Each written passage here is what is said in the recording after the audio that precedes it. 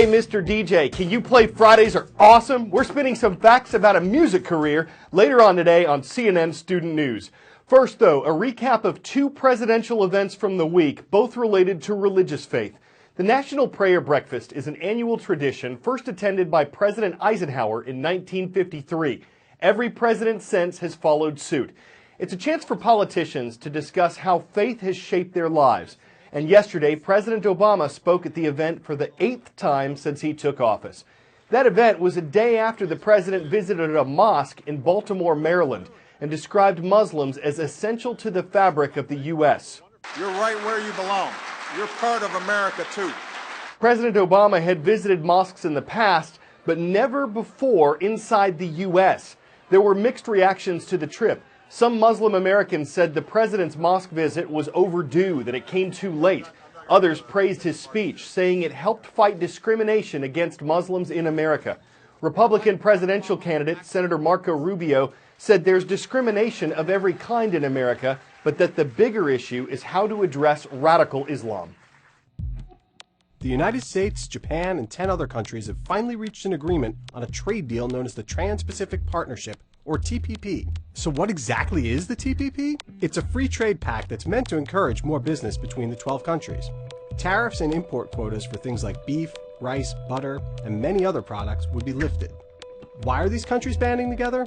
The hope is the TPP will lessen some of the power that China, the world's second largest economy, has in the global marketplace. China is not part of the TPP. President Obama has been a champion of the TPP, and he's even had the U.S. Chamber of Commerce backing him.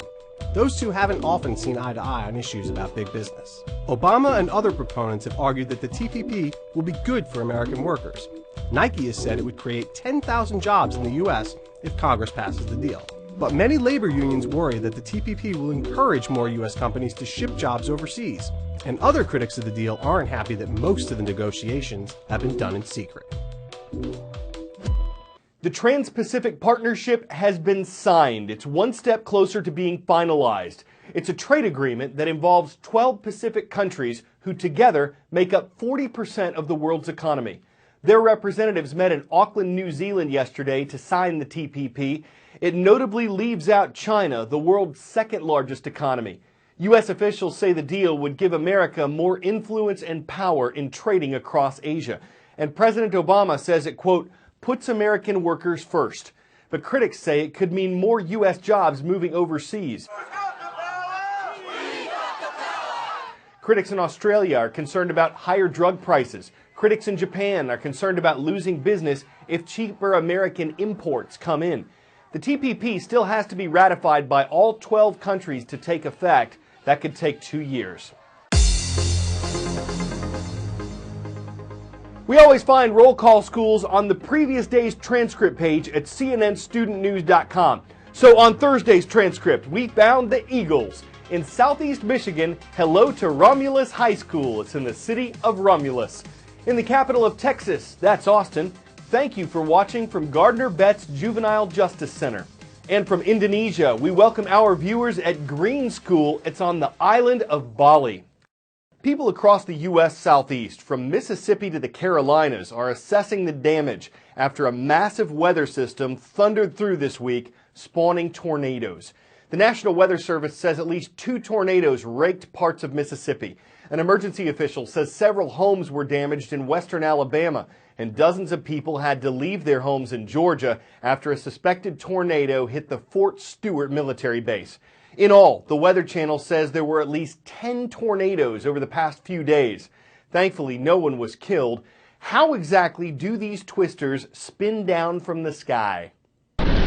Tornadoes are so powerful they can flatten homes to their foundation.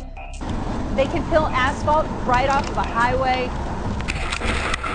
And it can toss around 18-wheelers like they're small toys.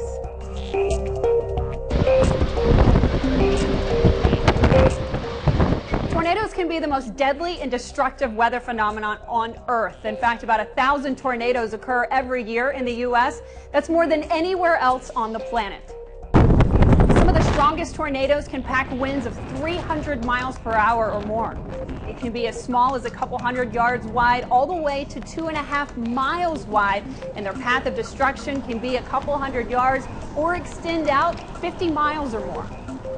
When conditions are just right, you'll get warm, moist air coming in from the Gulf of Mexico. That will collide with dry, cooler air from the north. When these air masses collide, it creates a lift in the atmosphere. And when you get those winds rotating and increasing speed with height, that will create a horizontal column of air that's spinning.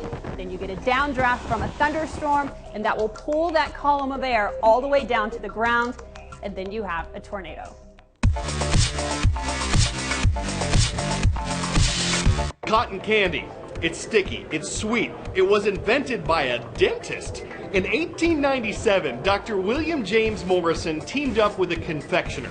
They invented a machine that would melt sugar and then force it through a windscreen. They called their invention Fairy Floss and introduced it at the 1904 World's Fair. Of course, the name didn't stick, but the one that did was totally sweet. Now that's random.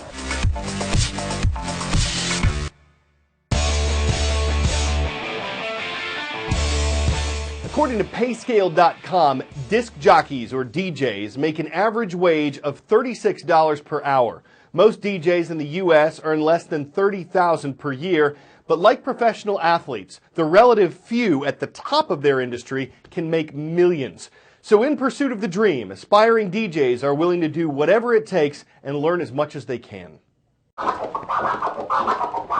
Watching an advanced DJ class at New York's Scratch Academy is a bit like learning a new language.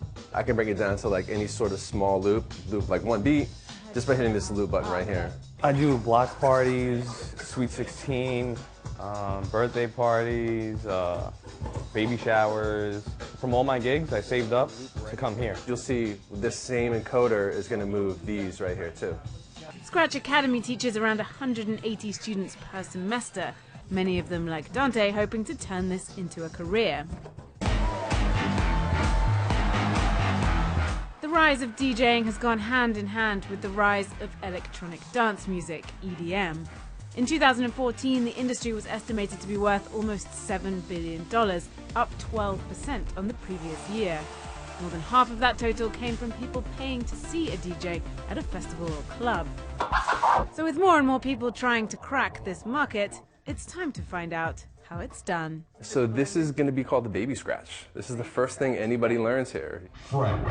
Whenever you feel like you're ready, let her go. We can play it for our audience. All right. That was great. While at Scratch Academy, students learn on traditional turntables. With technology nowadays, there are many other ways to teach yourself. There's CD turntables, there's controllers. You know, I even have people who come in here and they have a little app on their tablet. After the baby scratch, And 3 and 4. there's the scribble scratch and the drag scratch. While clearly none of this is easy, the appeal is plain to see. 4. And 1. Very nice drop. We guess to scratch the surface, you've just got to get in the rhythm of success. You can't be afraid of scratches, battles, fades, or slipped discs, because after all, it's an industry where the goal is to drop and break records. I'm Carl Azus, and I'm outro.